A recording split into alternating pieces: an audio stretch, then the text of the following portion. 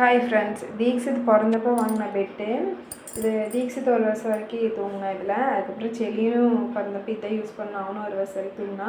இப்போ வந்து இந்த சைடில் இருந்த 2 குச்சி எப்படி நிற்கிறதுக்காக பிளாஸ்டிக் 2 குச்சி கொடுத்துருந்தாங்க. அது 2 எடுத்துகிட்டு அது தலகாணியாக மாற்ற போகிறேன்.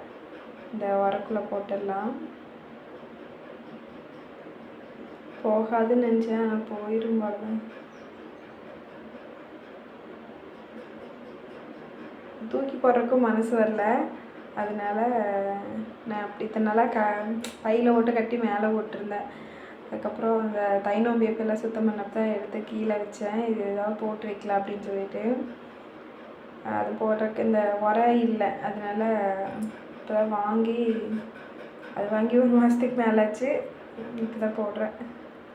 முக்கால்வாசி உள்ள அமுத்திட்டேன். இன்னும் கொஞ்சம் தான் இருக்குது. இதனால மெதுமெதுன்னு இருக்குது. சாப்பிட்டா ஒரு வழியாக உள்ள அமுத்தியாச்சு.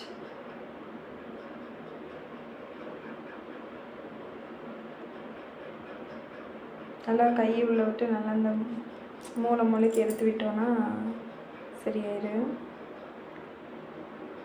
இந்த ஓட்டி வந்து ஊசி நூல் வச்சு நம்ம தைச்சிக்கலாம். தைச்சிட்டோன்னா சூப்பரான தலகாணி ரெடி. நல்லா இருக்குது.